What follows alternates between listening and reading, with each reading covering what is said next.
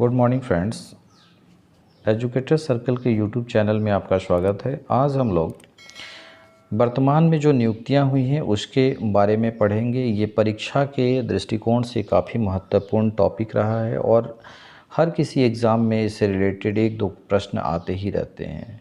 तो ये 30 सितंबर 2021 तक का जो अपडेटेड लिस्ट है, यानी कि 30 सितंबर 2021 तक जितनी भी नियुक्तियां हो चुकी हैं, जो महत्वपूर्ण पद पे जो नियुक्तियां हैं उनके बारे में आज हम लोग चर्चा करेंगे, पढ़ेंगे और उससे रिलेटेड कुछ इम्पॉर्टेंट फैक्ट्स भी देखेंगे। तो चलिए शुरू करते हैं। आज का पहला प्रश्न है कि भारत के 48वें चीफ जस्टिस ऑफ इंडिया कौन है। यहाँ पे जो संख्या दिया हुआ है 48 में, ये भी संख्या काफ़ी महत्वपूर्ण है और कई बार ये प्रश्न आपके एग्ज़ाम में होता है कि अभी जो वर्तमान में जो सीजेआई हैं उनका नंबर कितना है। तो अभी जो वर्तमान में जो सीजेआई हैं वो एनबी रमन्ना है और उनका कार्यकाल 26 अगस्त 2022 तक रहेगा। ये 48वें नंबर के चीफ जस्टिस ऑफ इंडिया है।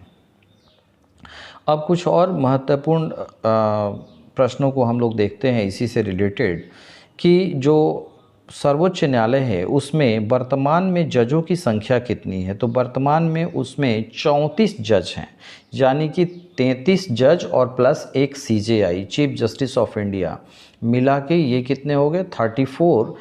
अभी तक सुप्रीम कोर्ट का जो है अभी वर्तमान का स्ट्रेंथ है, यानी उतने जज उसमें उनकी नियुक्ति हो सकती है। अब हम थोड़ा सा और इससे देख लें कि सर्वोच्च न्यायालय का गठन के बारे में जो है आर्टिकल्स, कौन सा आर्टिकल्स जो है, कौन सा अनुच्छेद सर्वोच्च न्यायालय के गठन के बारे में बात करता है। तो अनुच्छेद 124 जो है वो सर्वोच्च न्यायालय के गठन की बात करता है, यानी कि आर्टिकल 124 जो है वो सर्वोच्च न्यायालय के गठन की बात करता है। अब थोड़ा सा इससे रिलेटेड और सब प्रश्न देखते हैं कि सर्वोच्च न्यायालय के जो चीफ जस्टिस ऑफ इंडिया है उनका वेतन कितना है। तो सर्वोच्च न्यायालय के जो सीजेआई हैं उनका वेतन 2,80,000 अभी वर्तमान में उनका वेतन है। तो 2,80,000 वर्तमान में जो वेतन पर मंथ जो उनको मिलता है वो भारत की संचित निधि से मिलता है। ये भी प्रश्न पूछता है कि किस निधि से मिलता है। तो भारत की संचित निधि से उनको ये वेतन मिलता है।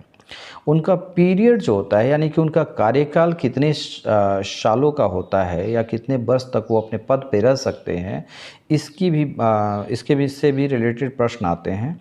तो इसमें जो है 65 साल या 6 वर्ष तक, 65 साल या 6 वर्ष तक, 65 साल की उम्र पूरी करने तक या 6 साल जो भी पहले कंप्लीट हो जाता है वहाँ पे वो रिटायर हो जाते हैं। अगर वो 65 साल कंप्लीट कर लिए 6 साल से पहले तब भी रिटायर हो जाएंगे, और अगर 65 साल कंप्लीट नहीं किए हैं तो 6 साल उनका पीरियड चलेगा। अब अगला प्रश्न इस तरह का भी आता है कि चीफ जस्टिस ऑफ इंडिया या भी जो भी सुप्रीम कोर्ट को जो जज हैं उनको कैसे उनके पद से हटाया जा सकता है। तो उनके लिए एक प्रोसेस है, इम्पीचमेंट प्रोसेस। इम्पीचमेंट का मतलब क्या होता है, जैसे कि राष्ट्रपति को उनके पद से हटाने के लिए महाभियोग लगाया जाता है, उसी तरह से यहाँ भी एक प्रोसेस है कि एक महाभियोग टाइप का ही एक प्रोसेस है जो कि इम्पीचमेंट यहाँ भी है ना। और उसके आधार पे ही जो है सुप्रीम कोर्ट के जज को भी हटाया जाता है। तो ये कैसे होता है, तो सबसे पहले क्या होता है कि जो कोई भी सदन में, यानी कि जो संसद के दोनों सदनों में से किसी भी सदन में ये जो इम्पीचमेंट का प्रोसेस जो है वो शुरू किया जा सकता है और ये एक मोशन के रूप में होता है। तो इसमें क्या होता है, सबसे पहले क्या क्या किया जाता है इसकी चर्चा हम लोग कर लें। तो संसद, किसी भी जो सदन है उसके 100 सदस्य है ना, संसद के 100 सदस्य जो है एक लिखित प्रतिवेदन देते हैं और 50 सदस्यों का उसमें अनुमोदन होता है। उसके आधार पर जो है सदन में एक प्रस्ताव लाया जाता है। उस प्रस्ताव पे संसद के सदस्यों के बहुमत और साथ साथ संसद के कौन से सदस्यों का बहुमत, तो जो उनकी संख्या है उसका बहुमत, यानी अगर सदन का जो संख्या है उसके बहुमत प्लस साथ साथ जो उपस्थित हैं और मतदान में जो भाग लेने वाले जो सदस्य हैं उसके 2/3 बहुमत से अगर अलग अलग जो है दोनों सदनों में ये अगर मोशन पारित हो जाता है तब वो कहाँ जाता है, प्रेसिडेंट के पास जाता है, और प्रेसिडेंट जो है क्या आदेश देता है, उस सुप्रीम कोर्ट के जज की रिमूवल का आदेश देता है। तो इस तरीके से जो है सुप्रीम कोर्ट के जजों को हटाया जा सकता है। तो ये काफ़ी महत्वपूर्ण था जिसकी चर्चा हम लोग कर लिए। अब नेक्स्ट प्रश्न पे चलते हैं। अगला प्रश्न है कि वर्तमान में नए मुख्य सतर्कता आयुक्त यानी कि चीफ विजिलेंस कमीशन किसे बनाया गया है। तो वर्तमान में जो है चीफ विजिलेंस कमीशन यानी कि मुख्य सतर्कता आयुक्त सुरेश एन पटेल को बनाया गया है। सुरेश एन पटेल क्या है, वर्तमान में मुख्य सतर्कता आयुक्त हैं। देखिए इससे रिलेटेड कुछ फैक्ट्स हम लोग देख लें तो ये भी प्रश्न पूछता है कि मुख्य सतर्कता आयुक्त का जो कॉन्सेप्ट आया था किस कमेटी के रिपोर्ट से इसके गठन का जो है प्रस्ताव आया था। तो इसमें है के शंथानम कमेटी जो थी उसी ने ये रिपोर्ट दिया था कि भारत में एक जो है मुख्य सतर्कता आयुक्त का एक पोस्ट होगा और उसी रिपोर्ट के आधार पे ही इसका गठन यानी कि सतर्कता आयोग का गठन किया गया। अब हम थोड़ा सा एक चीज़ और देख लें कि जो सबसे पहले जो सीबीसी थे वो कौन थे। तो एन श्रीनिवास राव जो थे वो सबसे पहले जो है वो सीबीसी थे। अब थोड़ा इसी नियुक्ति के संबंध में भी देख लें कि सीबीसी की नियुक्ति कैसे होती है। तो सीबीसी यानी चीफ विजिलेंस कमीशन की जो नियुक्ति होती है वो राष्ट्रपति के द्वारा इनका अपॉइंटमेंट होता है। लेकिन राष्ट्रपति के द्वारा अपॉइंटमेंट होता है वो कब होता है, जब एक कमेटी जो है उसका रिकमेंडेशन करती है। तो एक ऐसी कमेटी बनी हुई है जो सीबीसी का पहले चुनाव करती है और वो चुनाव करने के बाद वो रिकमेंड करती है, तब जाके राष्ट्रपति क्या है उसको उनके पद पे नियुक्त करता है। तो कमेटी में कौन कौन से शामिल होते हैं लोग, इस बात की चर्चा कर लें। तो जो रिकमेंडेशन कमेटी है उसमें जो है पीएम जो होता है यानी कि प्राइम मिनिस्टर ऑफ इंडिया वो जो होते हैं यानी कि भारत के जो हमारे प्रधानमंत्री हैं वो अध्यक्ष होते हैं और होम मिनिस्टर सदस्य होते हैं और लोकसभा के अपोजिशन के जो लीडर होते हैं वो भी इसके सदस्य होते हैं। यानी कि 3 सदस्यीय कमेटी जो है सीबीसी का एक चुनाव करती है और इसके बाद उसको किसको भेजती है, प्रेसिडेंट को भेजती है और प्रेसिडेंट उसका जो है फिर अपॉइंटमेंट करता है। तो दूसरे प्रश्न का भी चर्चा हम लोग कर लिए। अब चलते हैं तीसरे प्रश्न की तरफ। तीसरा प्रश्न है भारत के नए मुख्य चुनाव आयुक्त यानी कि चीफ इलेक्शन कमीशन किसे बनाया गया है। तो भारत के वर्तमान में जो मुख्य चुनाव आयुक्त हैं वो हैं सुशील चंद्रा। सुशील चंद्रा जो है वो वर्तमान में जो है क्या है, चीफ इलेक्शन कमीशन हैं और ये 24वें नंबर के हैं। 24वें नंबर, ये भी प्रश्न पूछता है कि मुख्य चुनाव आयुक्त जो हैं कौन से नंबर के हैं अभी वर्तमान में। तो अभी 24वां है। देखिए इससे थोड़ा रिलेट करके देख लें हम लोग। तो यहाँ पे चीफ इलेक्शन कमीशन का नंबर कितना है, 24वां है। और ऊपर चलेंगे तो ये चीफ जस्टिस ऑफ इंडिया का जो नंबर है वो 48 है। तो ये 24 दूनी कितना होता है, 48 होता है। ये 24, ये 48। तो इससे तरीके से याद रख सकते हैं आप इस चीज़ों को। अब थोड़ा सा इससे रिलेटेड फैक्ट्स भी थोड़ा सा हम लोग देख लें कि इससे रिलेटेड फैक्ट्स क्या क्या हैं। भारत के जो मुख्य चुनाव आयुक्त हैं इसके पहले यानी कि सबसे पहले जो वर्तमान में तो हमने बता ही दिया कि सुशील चंद्रा क्या है, ये वर्तमान में जो है मुख्य चुनाव आयुक्त हैं अभी फ़िलहाल। सबसे पहले जो है चीफ इलेक्शन कमीशन कौन बने थे, तो सुकुमार सेन जो थे वो सबसे पहले जो चीफ इलेक्शन कमीशन थे। ये भी कई बार प्रश्न आता है कि हमारे जो है सबसे पहले चीफ इलेक्शन कमीशन कौन थे। तो चीफ इलेक्शन कमीशन कौन थे, सबसे पहले सुकुमार सेन।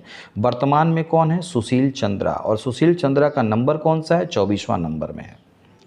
अब थोड़ा सा इससे रिलेटेड और फैक्ट्स हम लोग देख लें तो इनका कार्यकाल जो होता है यानी चीफ इलेक्शन कमीशन का जो कार्यकाल होता है वो या तो 65 साल की उम्र पूरी करने तक या 6 साल। यानी कि इससे पहले हम लोग जो पढ़े थे कि चीफ जस्टिस ऑफ इंडिया का जो कार्यकाल 65 साल या 6 साल, तो उसी तरीके से यहाँ पे भी चीफ इलेक्शन कमीशन का भी जो कार्यकाल होता है वो 65 साल या फिर 6 साल। 65 साल की उम्र पूरी करने तक या फिर 6 साल का इनका कार्यकाल होता है। अब इसमें थोड़ा सा और फैक्ट हम लोग देख लें कि यहाँ पे जो चीफ इलेक्शन कमीशन है या इलेक्शन कमीशन के गठन का जो ये है वो आपका भारत के संविधान में कौन से अनुच्छेद में दिया गया है।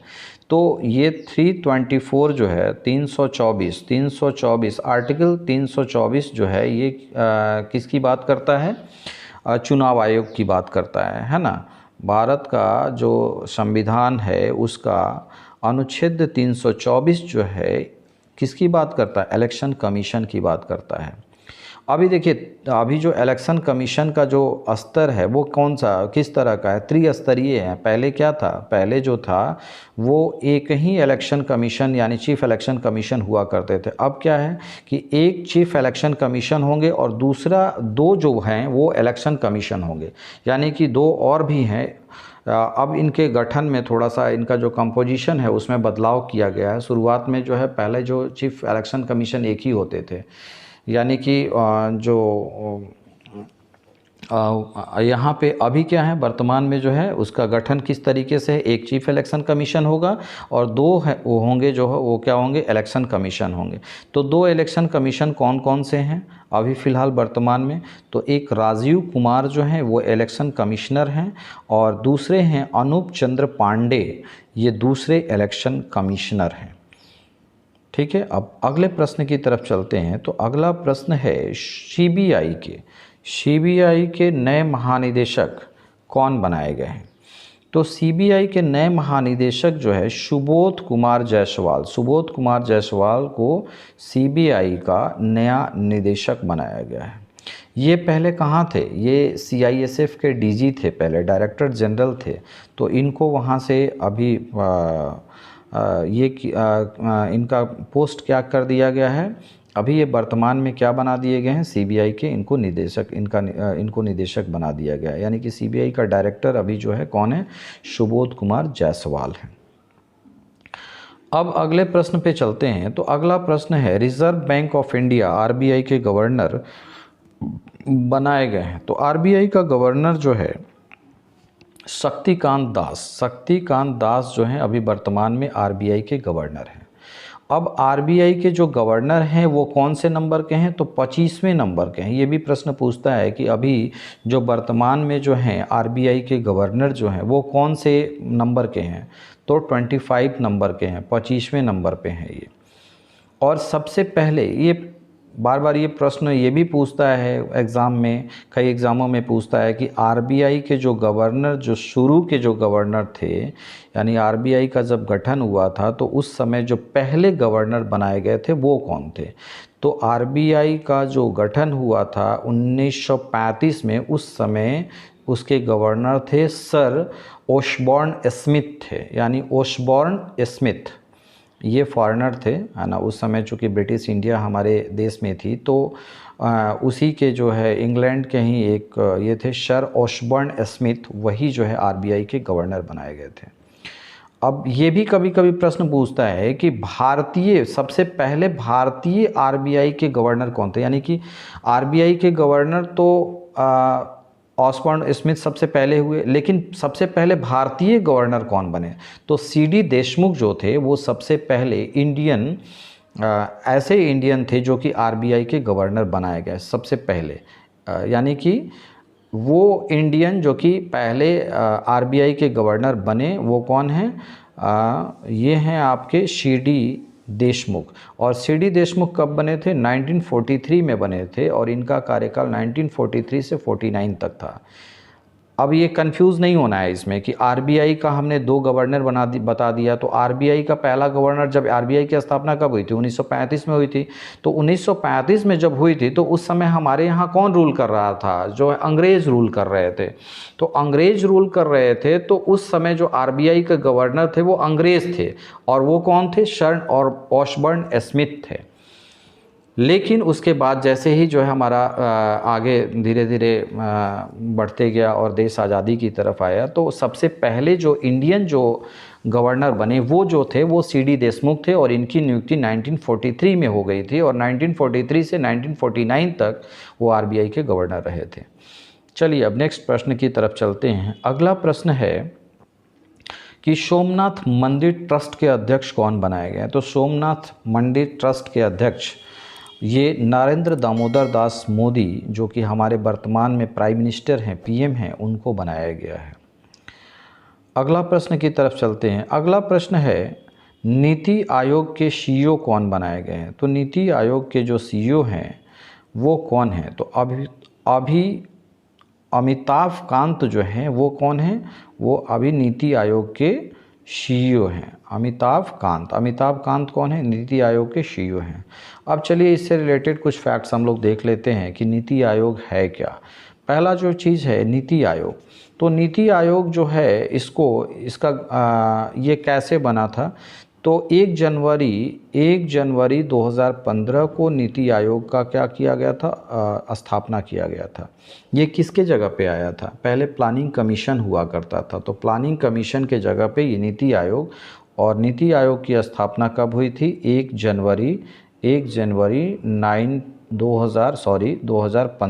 जनवरी 2015 में इसकी नीति आयोग की स्थापना हुई थी। अभी वर्तमान में सीईओ कौन है, अमिताभ कांत इसके वर्तमान में सीईओ हैं, और इनका कार्यकाल जो है 1 साल के लिए बढ़ा दिया गया है। तो अभी जब कब तक ये अपने पोस्ट पे बने रहेंगे, तो 30 जून 2022 तक अमिताभ कांत जो है वो नीति आयोग के सीईओ रहेंगे, 30 जून 2022 तक। अब ये प्रश्न भी पूछता है कि नीति आयोग के अध्यक्ष कौन होते हैं। तो नीति आयोग के अध्यक्ष जो पीएम, हमारे जो प्राइम मिनिस्टर होते हैं, वो नीति आयोग के अध्यक्ष होते हैं। तो अभी हमारे प्राइम मिनिस्टर श्री नरेंद्र दामोदर दास मोदी हैं, तो वही अभी क्या हैं, नीति आयोग के अध्यक्ष हैं। अब एक प्रश्न और पूछता है कि नीति आयोग के उपाध्यक्ष कौन है। तो वर्तमान में अभी नीति आयोग के उपाध्यक्ष जो हैं राजीव कुमार हैं। और कभी कभी इस चीज़ों की भी चर्चा होती है कि नीति आयोग का जो गठन किया गया है उसमें किस अप्रोच से उसका गठन किया गया है। तो ये क्वेश्चंस आता है, तो इसमें बताना होगा कि बॉटम अप अप्रोच, यानी कि नीति आयोग का जो गठन है वो कौन से अप्रोच से है, बॉटम अप अप्रोच है ना, उसके आधार पर इसका गठन किया गया है। अभी इसमें जो राजीव कुमार जो उपाध्यक्ष हैं, नीति आयोग के उपाध्यक्ष हैं, वो कौन है, एक इकोनॉमिस्ट हैं और उन्होंने बहुत सारी बुक्स लिखी हैं। तो उनकी कुछ महत्वपूर्ण बुक्स की हम लोग चर्चा कर लें यहाँ पे, तो वो भी काफ़ी अच्छा रहेगा, क्योंकि एग्ज़ाम में जो है इधर उधर से भी क्वेश्चंस आते हैं, तो ताकि कोई भी प्रश्न आपका छूटे नहीं। तो राजीव कुमार जो इकोनॉमिस्ट हैं, जो कि नीति आयोग के अभी वर्तमान में उपाध्यक्ष हैं, उन्होंने बुक लिखा है मोदी एंड हिज चैलेंजेस 2016। दूसरा बुक है रिसर्जेंट इंडिया, और तीसरा बुक है इंडियाज़ एंड प्रायोरिटीज़ 2015। तो आइडियाज़ एंड प्रायोरिटीज़ 2015, इसके बाद रिसर्जेंट इंडिया और मोदी एंड चैलेंजेस 2016।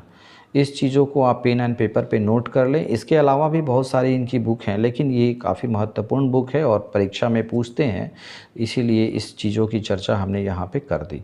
अब अगले प्रश्न की तरफ चलते हैं। अगला प्रश्न है इंडियन स्पेस रिसर्च ऑर्गेनाइजेशन यानी इसरो का अध्यक्ष कौन है। इसरो का अध्यक्ष जो है अभी के शिवन को इसरो का अध्यक्ष बनाया गया है, और के शिवन अभी वर्तमान में इसरो के अध्यक्ष हैं।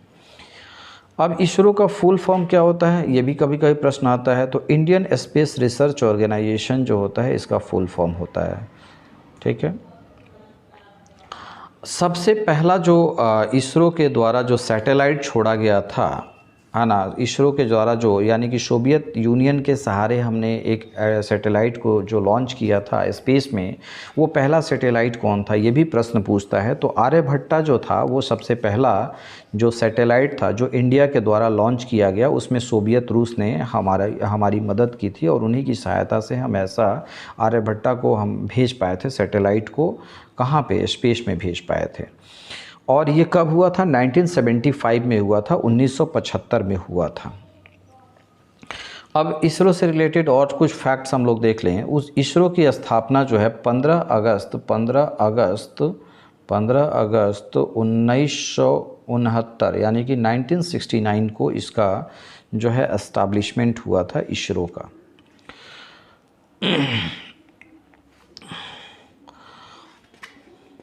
अब अगले प्रश्न की तरफ चलते हैं। अगला प्रश्न है डीआरडीओ के अध्यक्ष कौन हैं? तो डीआरडीओ के वर्तमान में जो अध्यक्ष हैं वो जी सतीश रेड्डी जो हैं वो वर्तमान में जो है डीआरडीओ के अध्यक्ष हैं।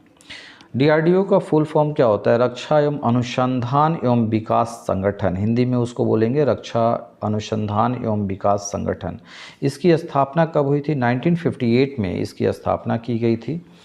और डीआरडीओ ने जो है सेना के लिए जो है चीज़ें बनाता है, और उसमें जो है अभी फ़िलहाल उन्होंने 2 ड्रोन बनाए हैं जिसका नाम है निशांत।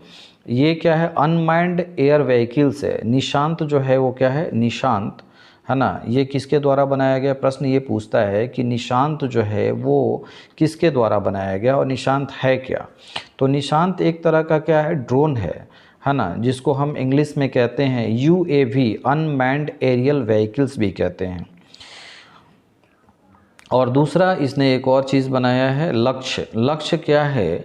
ये एक तरीके का पीटीए है, यानी कि पायलटलेस टारगेट एयरक्राफ्ट है। पायलटलेस टारगेट एयरक्राफ्ट है ना। तो लक्ष्य और निशांत इसने दोनों को किसने बनाया है? डीआरडीओ ने बनाया है।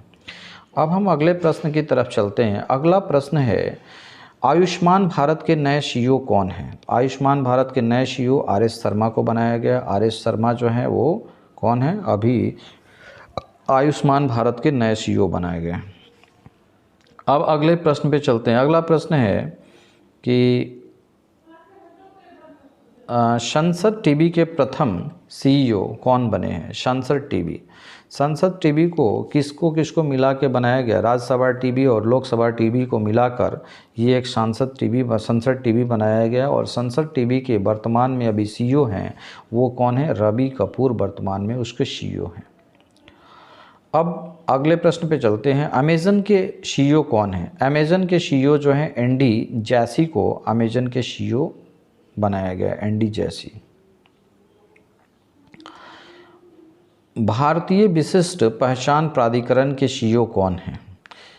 भारतीय विशिष्ट पहचान प्राधिकरण के सीईओ वर्तमान में कौन है? तो भारतीय विशिष्ट पहचान प्राधिकरण यानी कि यूआईडी के सीईओ कौन है? सौरभ गर्ग को अभी यूआईडी का सीईओ बनाया गया। यूआईडी है क्या?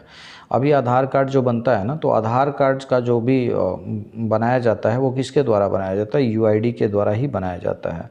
तो वर्तमान में यूआईडी के सीईओ कौन है? अभी सौरभ गर्ग हैं। नेक्स्ट प्रश्न पे चलते हैं। तो अगला प्रश्न है विश्व व्यापार संगठन WTO के महानिदेशक कौन बने हैं? अभी वर्तमान में जो है इनकी नियुक्ति हुई है विश्व व्यापार संगठन के महानिदेशक के रूप में, वो है नागोजी ओकोंजो इवेएला। तो नागोजी ओकोंजो इवेएला जो हैं ये अभी वर्तमान में WTO के महानिदेशक बनाई गई हैं। ये सबसे पहली बात कि ये प्रथम महिला हैं जो कि WTO का जो महानिदेशक पद पे फर्स्ट बार आई हैं, और ये भी अफ्रीकी महिलाएं हैं, है ना। नागोजी ओकोंजो इवेएला जो हैं ये कौन है? अफ्रीकी महिला हैं जो कि पहली WTO के महानिदेशक के रूप में बनी हैं, और ये नाइजीरिया की हैं। कहाँ की है? नाइजीरिया की। अगले प्रश्न पे चलते हैं। वर्तमान में मुख्य यानी कि नियंत्रक एवं महालेखा परीक्षक यानी कैग कौन है? वर्तमान में नियंत्रक एवं महालेखा परीक्षक कौन है, जिसको इंग्लिश में CAG भी बोला जाता है, कंट्रोलर एंड एडिटर जनरल बोला जाता है। तो ये कौन बने हैं? ये गिरीश चंद्र मुर्मू को जो है क्या बनाया गया है? नियंत्रक एवं महालेखा परीक्षक बनाया गया है, जो कि 14वें नंबर के हैं। कितना है? 14th नंबर के हैं।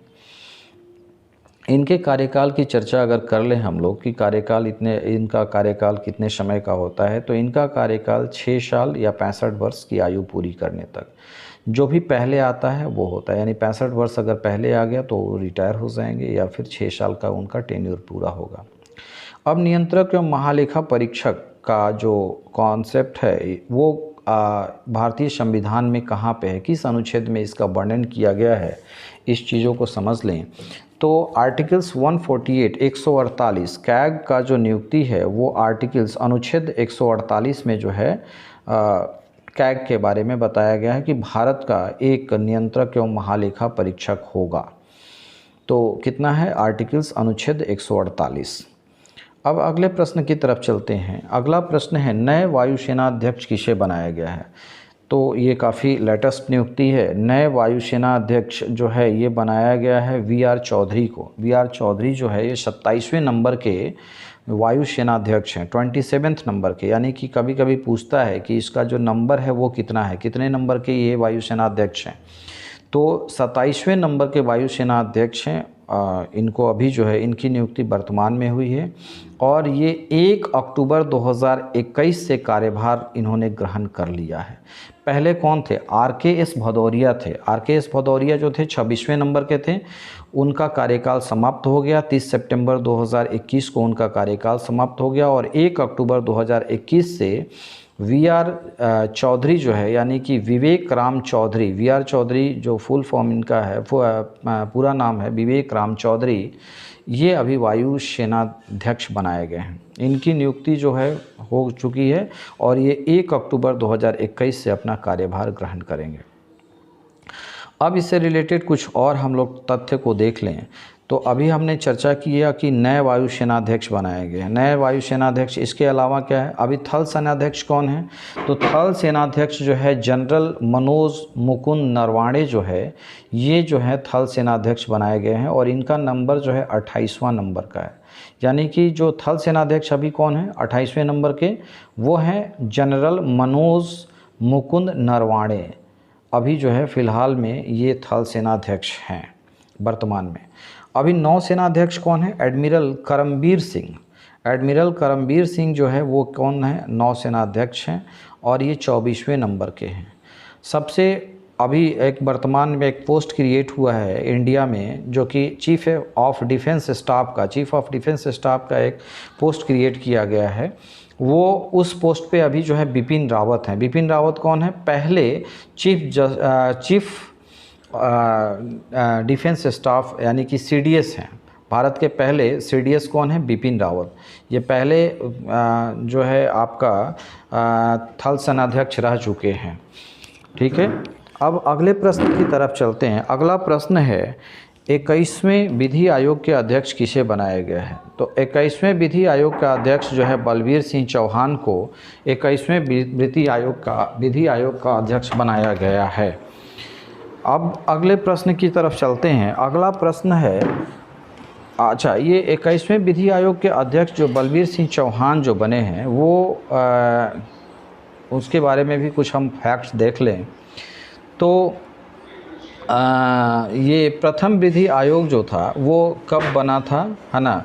ये चार्टर्ड एक्ट 1833 के तहत ब्रिटिश ईस्ट इंडिया जो था उस समय जो है, ब्रिटिश इंडिया के समय जो है पहला जो चार्टर्ड एक्ट 1833 आया था, उसी में प्रथम विधि आयोग का गठन हुआ था और उस समय लॉर्ड मैकाले जो थे वो विधि आयोग के अध्यक्ष थे। 1955 में पहला लॉ कमीशन जो इंडिया का मतलब इंडिया जब इंडिपेंडेंट हो गया तो उसके बाद जो है पहले जो लॉ कमीशन का जो गठन किया गया इंडिपेंडेंट इंडिया का, वो कौन बने थे, तो एमसी सीतलवाड़ जो थे 1955 में लॉ कमीशन के पहले अध्यक्ष बनाए गए थे जो कि इंडियन थे। तो अभी हम लोग क्या क्या चीज़ें हमने पढ़ लिया। पहला अभी हमने पढ़ा था कि अभी वर्तमान में विधि आयोग के अध्यक्ष कौन है, तो बलबीर सिंह चौहान। सबसे पहला जो विधि आयोग जो प्रथम विधि आयोग का जो गठन किया गया था चार्टर्ड एक्ट 1833 में जो कि ब्रिटिश इंडिया में हुआ था, उस समय उसके अध्यक्ष कौन थे, तो लॉर्ड मैकाले थे। अब इसके बाद जो है पहले इंडियन जो कि लॉ कमीशन के अध्यक्ष बनाए गए थे 1955 में, वो कौन थे, एमसी सीतलवाड़ थे। तो यहाँ पे कंफ्यूज नहीं होना है ना। तो एमसी सीतलवाड़ कौन थे, तो ये पहले इंडियन जो कि विधि आयोग के पहले अध्यक्ष बने और सबसे पहले चार्टर्ड एक्ट 1833 के सहारे जो ब्रिटिश इंडिया जो था उस समय जो अध्यक्ष जो बने थे वो कौन थे, लॉर्ड मैकाले थे।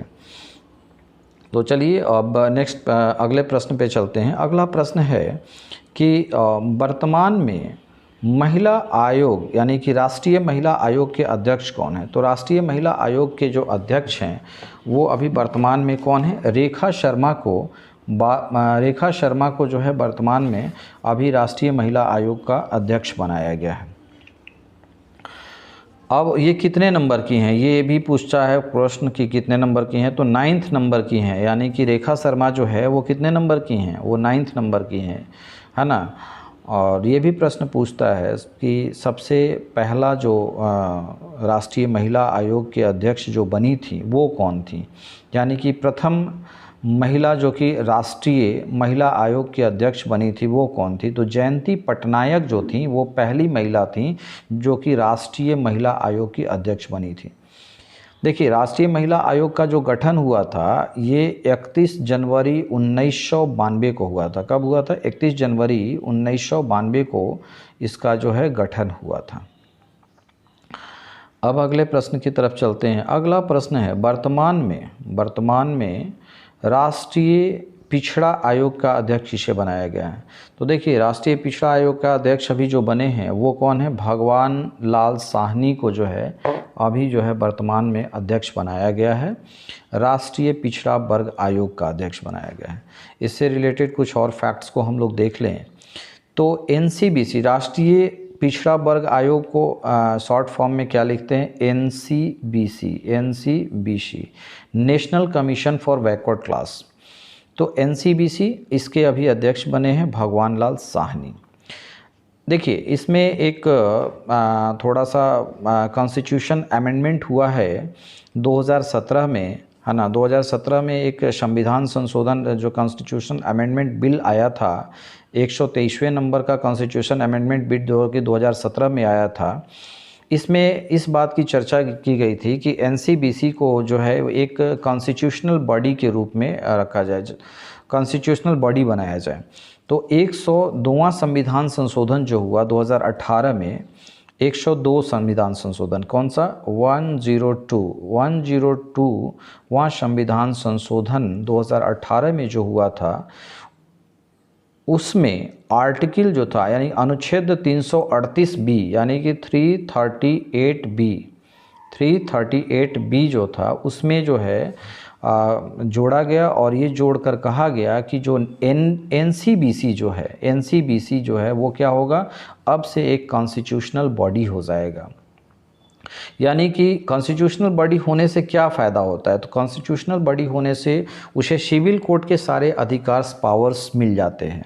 तो सिविल कोर्ट के जो अधिकार हैं, जैसे कि वो समन जारी कर सकता है, बाकी चीज़ें जो है वो, यानी कि सिविल कोर्ट को जो अधिकार हैं उस तरीके का अधिकार जो है national commission of backward class को भी आप मिल जाएगा।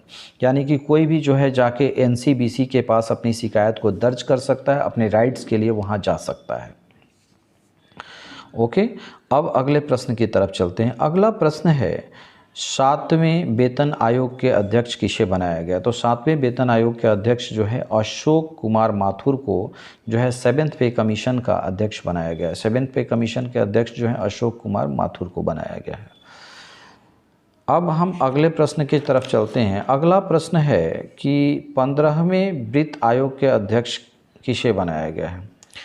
तो देखिए, पहला इस बात की चर्चा कर लें कि 15वें वित्त आयोग के अध्यक्ष जो वर्तमान में हैं वो NK सिंह हैं। यानी कि NK सिंह को जो है क्या किया गया है? अभी वर्तमान में वित्त आयोग के अध्यक्ष के रूप में बनाया गया है, यानी अध्यक्ष बनाया गया है। अब इसमें हम कुछ और फैक्ट्स देख लें कि वित्त आयोग का गठन जो है वो भारत के संविधान के कौन से अनुच्छेद में है। तो 280 आर्टिकल जो है, आर्टिकल 280 जो है क्या कहता है? वित्त आयोग के बारे में कहता है, यानी वित्त आयोग के गठन के बारे में कहता है। अभी हमारे फाइनेंस मिनिस्टर कौन हैं? अभी फाइनेंस मिनिस्टर जो हैं वर्तमान में निर्मला सीतारमण है। अब अगले प्रश्न की तरफ चलते हैं। अगला प्रश्न है, भारतीय प्रतिभूति एवं विनिमय बोर्ड यानी सेबी का अध्यक्ष किसे बनाया गया है? तो सेबी के अध्यक्ष अभी कौन है वर्तमान में? सेबी का अध्यक्ष हैं अजय त्यागी। अजय त्यागी क्या हैं? अभी सेबी के अध्यक्ष हैं। अब ये सेबी जो है, इससे रिलेटेड कुछ फैक्ट्स हम लोग देख लें। सेबी की स्थापना कब हुई थी? सेबी की स्थापना 1988 में हुई थी। 1988 में सेबी की स्थापना हुई थी। और सेबी को ऑटोनोमस बॉडी जो बनाया गया था वो कब बनाया गया था? 30 जनवरी 1992 को इसको ऑटोनोमस बॉडी बना दिया गया था। ऑटोनोमस बॉडी बनाने से क्या होता है कि अपने अधिकार के बारे में वो खुद स्वतंत्र है और अपना जो है वो डिसीजन ले सकता है। एक जो है बिना एक तरह का संस्था बन जाता है। चलिए अब अगले प्रश्न की तरफ चलते हैं। भारत के महापंजीयन एवं जनगणना आयुक्त किसे बनाया गया? तो विवेक जोशी जो है अभी जो है वो क्या है? भारत के महापंजीयन एवं जनगणना आयुक्त हैं। अब विवेक जोशी अभी जो 16वीं अभी 2021 में जो जनगणना होना है वो कितने नंबर की है? 2021 में जो जनगणना होना है वो 16वें नंबर की जनगणना होगी। इससे पहले 2011 में जो जनगणना हुआ था वो कितने नंबर का था? वो 15वें नंबर का था, 15वें नंबर का था, है ना।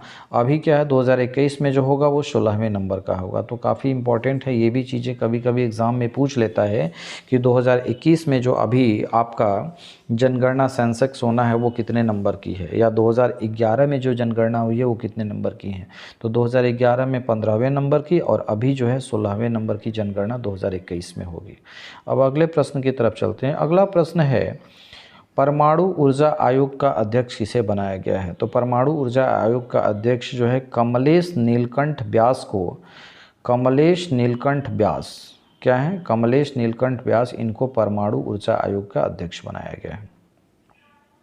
Next, press trust of India का अध्यक्ष किसे बनाया गया? तो अविक सरकार को प्रेस ट्रस्ट ऑफ इंडिया का अध्यक्ष बनाया गया है, अविक सरकार।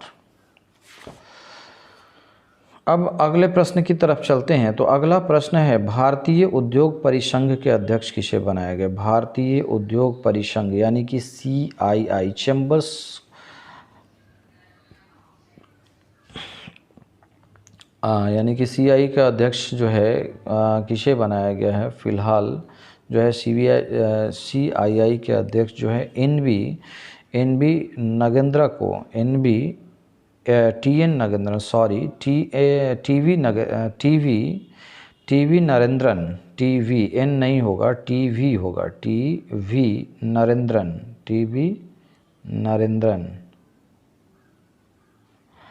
नरेंद्रन को अभी क्या किया गया है कि CII का अध्यक्ष बनाया गया है। अगले प्रश्न पे चलते हैं। अगला प्रश्न है, ICC का अध्यक्ष किसे बनाया गया है? तो ICC का अध्यक्ष जो है किसे बनाया गया है? ये अगर क्वेश्चंस पूछता है ICC क्या है, तो ICC क्या है? अंतर्राष्ट्रीय क्रिकेट परिषद, इंटरनेशनल क्रिकेट जो है काउंसिल, इसको ICC बोलते हैं। और ICC के अभी अध्यक्ष जो हैं ग्रेग बार्कले हैं, ग्रेग बार्कले जो हैं ये कहाँ के हैं? ये न्यूजीलैंड के हैं और ये अभी ICC के अध्यक्ष बनाए गए हैं। अभी ICC के जो CEO कौन है? तो ICC के CEO, एक प्रश्न ये भी आता है कि ICC यानी कि इंटरनेशनल क्रिकेट काउंसिल जो है उसके अभी CEO कौन है? तो मनु साहनी जो है इंटरनेशनल क्रिकेट काउंसिल के CEO हैं। अगले प्रश्न पे चलते हैं। अगला प्रश्न है, एशियाई क्रिकेट परिषद के प्रेसिडेंट यानी ACC, जिसको इंग्लिश में ACC कहते हैं, ACC है ना, यानी कि एशियन क्रिकेट काउंसिल, एशियाई क्रिकेट परिषद या एशियन क्रिकेट काउंसिल भी कहा जाता है। तो इसके प्रेसिडेंट अभी जय शाह को इसका प्रेसिडेंट बनाया गया है। अगले प्रश्न पे चलते हैं। भारतीय क्रिकेट कंट्रोल बोर्ड यानी BCCI का अध्यक्ष कौन है? तो BCCI का अध्यक्ष अभी सौरभ गांगुली है, यानी कि चेयरमैन कौन है? BCCI का अध्यक्ष का मतलब क्या हुआ? चेयरमैन। तो चेयरमैन जो है अभी कौन है? सौरभ गांगुली। और कितने नंबर के हैं? 39th हैं, यानी कि 39वें नंबर के, 39वें नंबर के जो अध्यक्ष हैं BCCI के वो कौन है? सौरभ गांगुली हैं। अभी वर्तमान में वही सौरभ गांगुली ही अभी BCCI के अध्यक्ष हैं। अगले प्रश्न पे चलते हैं। अगला प्रश्न है कि संयुक्त राष्ट्र महासंघ UNO, यूनाइटेड नेशन ऑर्गेनाइजेशन के महासचिव कौन है? तो एंटोनियो गुतेरस जो है वो कौन है? यूनाइटेड नेशन ऑफ इंडिया के महासचिव बनाया गया है एंटोनियो गुतेरस को। और एंटोनियो गुतेरस जो हैं ये कहाँ के रहने वाले हैं? पुर्तगाल के रहने वाले हैं। यूएनओ का मुख्यालय कहाँ पे है? यूएनओ का मुख्यालय जो है आपका न्यूयॉर्क में है ना। और इसमें जो है इसका स्थापना कहाँ हुआ था? 24 अक्टूबर 1945 को यूनाइटेड नेशन ऑर्गेनाइजेशन का स्थापना हुआ था। अब अगले प्रश्न की तरफ चलते हैं। अगला प्रश्न है आईबीआरडी के वर्तमान में अध्यक्ष कौन है? आईबीआरडी क्या है? तो आईबीआरडी का फुल फॉर्म होता है international bank for reconstruction and development. क्या होता है? International bank for reconstruction and development. इसको विश्व बैंक का एक ये बोला जाता है, विश्व बैंक का एक विंग है ना। और इसका मुख्यालय जो है वाशिंगटन डीसी है ना। अंतर्राष्ट्रीय मुद्रा कोष कन्फ्यूजन कभी कभी होता है कि आईएमएफ और विश्व बैंक, यानी विश्व बैंक क्या है? तो आईबीआरडी जो है ये भी एक विश्व बैंक ये है। तो इसका जो मुख्यालय कहाँ पे? वाशिंगटन डीसी में है। IBRD international bank for reconstruction and development. और इसके अभी वर्तमान में अध्यक्ष हैं डेविड मालपास। ये कितने नंबर के हैं? डेविड मालपास जो है 13वें नंबर के हैं। और ये कहाँ के रहने वाले? यूएसए के रहने वाले हैं। यानी डेविड मालपास कहाँ के हैं? यूएसए और 13वें नंबर के हैं। अगले प्रश्न पे चलते हैं। अगला प्रश्न है अंतर्राष्ट्रीय मुद्रा कोष आईएमएफ के प्रबंधक निदेशक किसे बनाया गया? तो आईएमएफ के प्रबंधक निदेशक क्रिस्टलिना जॉर्जिएवा को बनाया गया है। क्रिस्टलिना जॉर्जिएवा को अंतर्राष्ट्रीय मुद्रा कोष यानी कि आईएमएफ इंटरनेशनल मॉनेटरी फंड का प्रबंधक निदेशक यानी कि मैनेजिंग डायरेक्टर बनाया गया है क्रिस्टिना जॉर्जिएवा। और क्रिस्टिना जॉर्जिएवा कहाँ की रहने वाली हैं? क्रिस्टिना जॉर्जिएवा जो है जो बुल्गारिया की रहने वाली है। अगले प्रश्न पे चलते हैं। अगला प्रश्न है यूनेस्को के महानिदेशक किसे बनाया गया है? तो यूनेस्को का महानिदेशक जो है वो आपको आंद्रे अजोले को यूनेस्को का महानिदेशक बनाया गया है। अब हम इससे रिलेटेड कुछ फैक्ट्स पे चर्चा कर लें कि यूनेस्को क्या है, यूनेस्को का फुल फॉर्म क्या है। तो यूनेस्को का फुल फॉर्म होता है United Nations Educational Scientific and Cultural Organization. क्या है? United Nations Educational Scientific and Cultural Organization. अभी इसके वर्तमान में जो महानिदेशक हैं वो कौन है? आंद्रे अजोले जो है वो वर्तमान में इसके महानिदेशक हैं।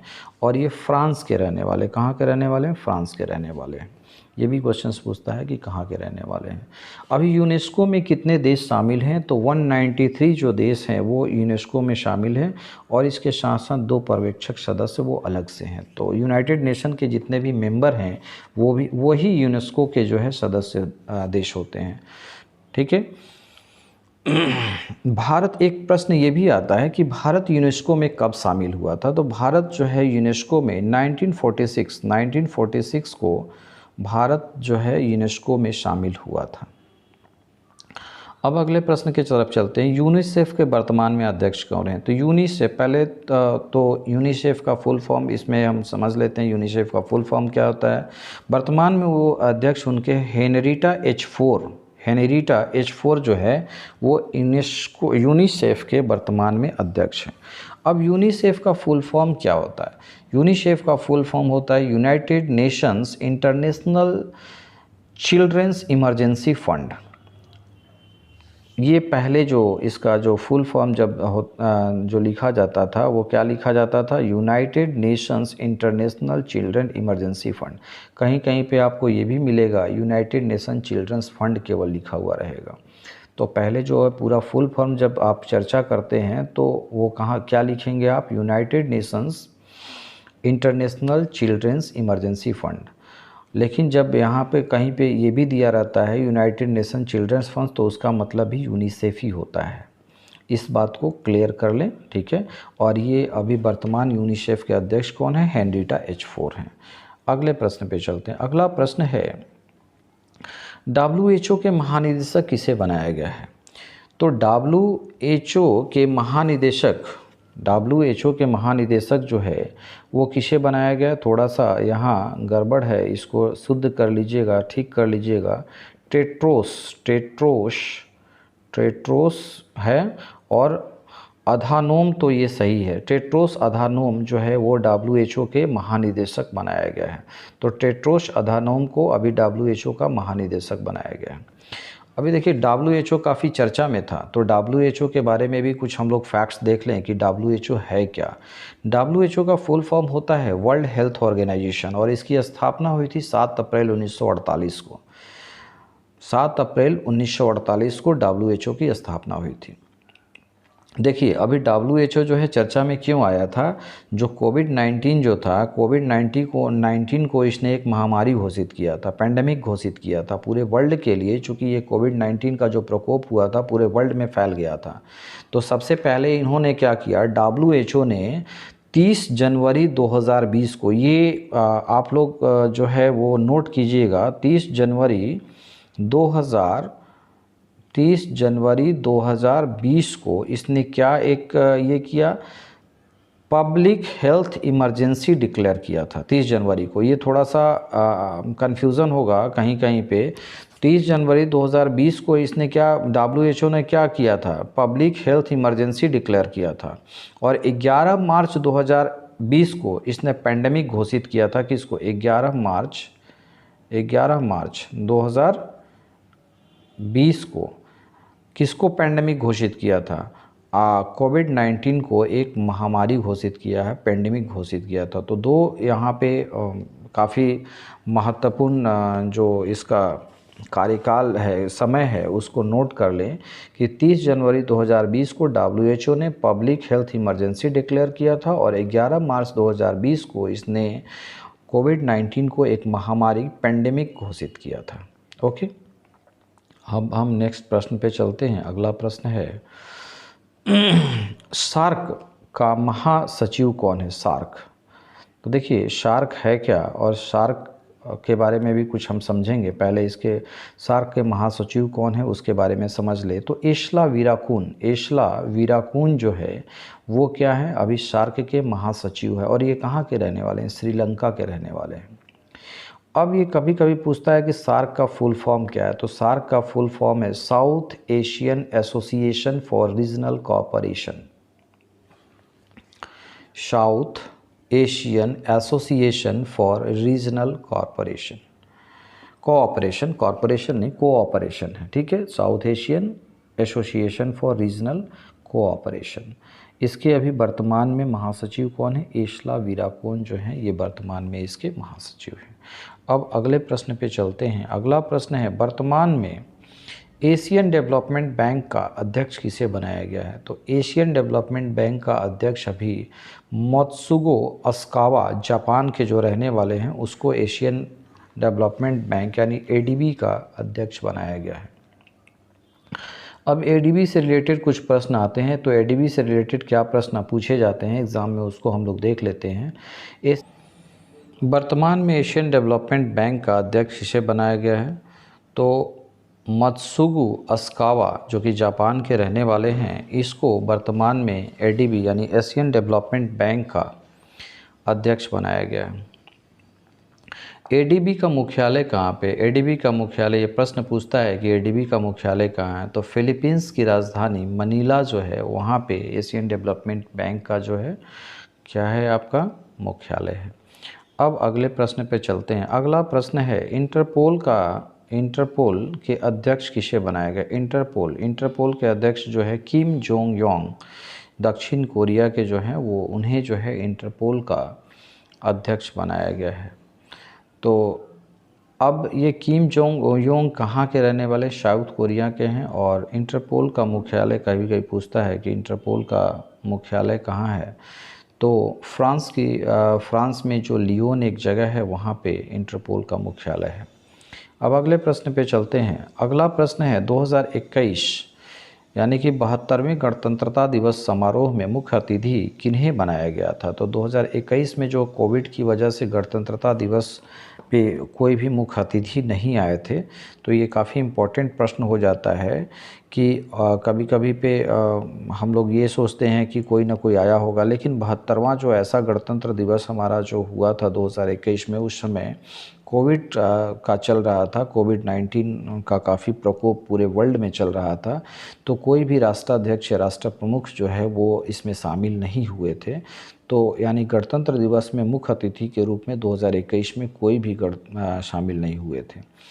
अब ये 2020 की अगर हम बात कर लें कि 2020 में यानी कि 71वें गणतंत्र दिवस पर जो मुख्य अतिथि थे वो कौन थे, तो 21वें गणतंत्र दिवस जो 71वें गणतंत्र दिवस जो कि 2020 में हुआ था, उसके जो मुख्य अतिथि थे वो थे जायरे बोल्सोनारो। जायरे बोल्सोनारो जो थे वो ब्राज़ील के राष्ट्रपति जायरे बोल्सोनारो जो थे, जायरे बोल्सोनारो, ठीक है। तो जायरे बोल्सोनारो क्या थे, वो ब्राज़ील के जो है वो आपके राष्ट्रपति थे, जो कि 71वें गणतंत्रता दिवस 2020 का जो 71वां गणतंत्रता दिवस था उसके जो है मुख्य अतिथि के रूप में शामिल हुए थे गणतंत्रता दिवस पे। अब अगला प्रश्न पे चलते हैं। अगला प्रश्न है वर्तमान में जो अंतर्राष्ट्रीय सौर गठबंधन है आईएसए का महानिदेशक किसे बनाया गया है, तो आईएसए का महानिदेशक जो अजय माथुर को वर्तमान में आईएसए का महानिदेशक बनाया गया है। अब ये आईएसए की चर्चा कर लें थोड़ा, आईएसए है क्या, तो आईएसए का फुल फॉर्म होता है इंटरनेशनल सोलर अलायंस, अंतर्राष्ट्रीय सौर गठबंधन, इंटरनेशनल सोलर अलायंस। अभी उसका महानिदेशक अजय माथुर हैं। अब ये इंटरनेशनल सोलर अलायंस का जो ये हुआ था, कॉन्सेप्ट आया था, वो कब आया था और कितने सदस्य देश अभी आईएसए में शामिल हो गए हैं, तो इसमें सदस्यों की संख्या 124 है। कितने हैं सदस्य, कितने हैं अभी, 124 जो है इसके सदस्य देश हैं अभी। इसका फाउंडेशन जो हुआ था यानी कि अंतर्राष्ट्रीय सोलर गठबंधन या अंतर्राष्ट्रीय सौर गठबंधन जो था, इसका फाउंडेशन जो है 30 नवंबर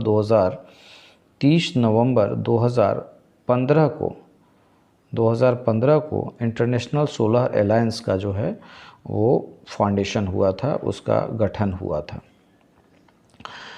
अब ये इंटरनेशनल सोलर अलायंस का जो था वो उसमें कौन कौन सी कंट्री शामिल होते हैं, तो उसके बारे में थोड़ा चर्चा कर लें। तो ये कर्क रेखा और मकर रेखा यानी कि 23.5 डिग्री नॉर्थ वाले और 23.5 डिग्री नॉर्थ से 23.5 डिग्री साउथ यानी कि मकर रेखा, इसके बीच के जो कंट्री है ना, उसी को इंटरनेशनल सोलर अलायंस में शामिल किया गया है। चूँकि वहाँ पे क्या है कि सूर्य का प्रकाश बहुत बड़ी मात्रा में जो है, यानी कि उसको उस देश को भी जो है ना सनशाइन कंट्री बोला जाता है। क्या बोला जाता है, सनशाइन कंट्री। यानी कि 23.5 डिग्री जो नॉर्थ है कर्क रेखा और 23.5 डिग्री साउथ जो मकर रेखा है, उसके बीच की जितनी भी कंट्री है वो इंटरनेशनल सोलर अलायंस में, ये ज़रूरी नहीं है कि सभी कंट्री है, लेकिन उसी के बीच में मैक्सिमम उसी के बीच के जो कंट्री है वही इंटरनेशनल सोलर अलायंस में शामिल है।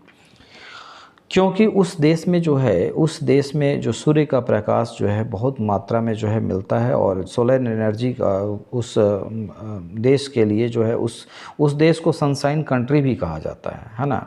और उस देश की खासियत है कि उसे सूर्यपुत्र की भी उपाधि, उस सूर्यपुत्र देश की भी उपाधि उसको मिली हुई है, क्योंकि सनलाइट जो है डायरेक्ट उस पर पड़ता है, थोड़ा सा तिरछा होता है, लेकिन वो 23.5 डिग्री से 23.5 डिग्री के बीच में जो है सूर्य का प्रकाश जो है मैक्सिमम मिलता है, जिसकी वजह से वो उसको एब्जॉर्ब करके जो है एक तरीके से सोलर एनर्जी क्रिएट किया जा सकता है। ठीक है, तो आगे हम चलते हैं अगले प्रश्न पे। अगला प्रश्न है कि देश के पहले लोकपाल कौन बने हैं। तो देखिए, लोकपाल का जो ये था, वो लोकपाल का जो कॉन्सेप्ट था बीच में जो है काफ़ी इसके लिए चर्चा भी हुई थी। तो अभी जो है वर्तमान में जो लोकपाल बने हैं, जो कि पहले हैं, पिनाकी चंद्र घोष को पहला जो भारत के लोकपाल बनाया गया है। अब ये देखिए, लोकपाल का जो कॉन्सेप्ट आया था, इसका चर्चा सबसे पहले कहाँ हुआ था और कब हुआ था, इस पे हम लोग चर्चा कर लें। तो सबसे पहला जो है लोकपाल के बारे में जो है श्री लक्ष्मी मल सिंघवी जो थे 1956 में, इन्होंने जो जयपुर कॉन्स्टिट्यूंसी से ये प्रत्याशी थे, इन्होंने सबसे पहले इस बात की चर्चा उठाई थी संसद में कि भारत में एक जो है लोकपाल का एक पद होना चाहिए। और ये कौन थे? श्री लक्ष्मीमल सिंघवी। ये प्रश्न कई बार जो है परीक्षा में पूछे गए हैं और ये 1956 में जो है सबसे पहले इसकी चर्चा हुई थी। और इसके बाद 1966 में जो है प्रथम मोरारजी देसाई की जो सरकार आई थी उसमें प्रशासनिक सुधार आयोग जो है 1966 में प्रथम प्रशासनिक आयोग का जो गठन किया गया, तो उस समय भी इसका जो है विधेयक को पेश किया गया। और सबसे पहला जो विधेयक, जो लोकपाल का विधेयक 1968 में जो है पेश हुआ। कहाँ पे? तो 1968 में सबसे पहले जो है लोकसभा में इसको पेश किया गया, संसद में पेश किया गया, लेकिन उस समय ये पारित नहीं हुआ था। उस समय जो है इंदिरा गांधी की सरकार थी। तो काफ़ी दिनों से ये प्रोसेस चल रहा था, लेकिन किसी न किसी वजह से जो है ये इसका गठन नहीं हो पा रहा था, चूँकि इसको एक तरीके से राजनीतिक इच्छा शक्ति का अभाव कह सकते हैं, जिसकी वजह से लोकपाल का गठन नहीं हो पा रहा था। अभी ये लोकपाल अधिनियम जो है वो 2023 में जो है पारित कर लिया गया पास, और इसके बाद दोनों सदनों में पारित कर लिया गया, यानी कि लोकपाल अधिनियम जो है 2023 में ही ये पारित हो गया। यानी कि समझ सकते हैं कि 1956 से, यानी 68 में पहली बार जो है संसद में जो है पेश किया गया, तो 68 से लेकर 2013 में ये अधिनियम का रूप ले पाया है। तो काफ़ी लंबा इसका जो है कार्यकाल रहा है। और पारित न होने के पीछे का कारण वही था कि राजनीतिक इच्छा शक्ति, लोग नहीं चाहते थे कि इस तरह का कोई जो है अधिनियम बने, चूँकि कई पीएम भी इसके दायरे में आते थे, उनकी भी जांच लोकपाल के द्वारा की जा सकती है। तो ये सारे मैटर्स थे जिसकी वजह से जो पॉलिटिकल पार्टी, जो रूलिंग पार्टी थी, वो नहीं चाहती थी कि ऐसा कुछ जो है विधेयक लाया जाए। अब हम इस पे चर्चा कर लें कि लोकपाल का जो गठन किया गया है उसमें जो है उसके सदस्य कैसे हैं और उसका किस तरह से गठन है। तो उसमें जो है एक अध्यक्ष का पद होगा और 8 जो होंगे अलग सदस्य होंगे, दूसरे सदस्य होंगे। तो सदस्य में कौन शामिल हैं? सदस्य में जो है उसमें 4 जो हैं वो न्यायिक पृष्ठभूमि से आते हैं, यानी कि 4 जो हैं वो क्या हो गए, जुडिशियरी जो सिस्टम है उससे आएंगे, और 4 जो हैं एसटी, एससी, ओबीसी, माइनॉरिटीज़ या फिर महिला से रिलेटेड होंगे।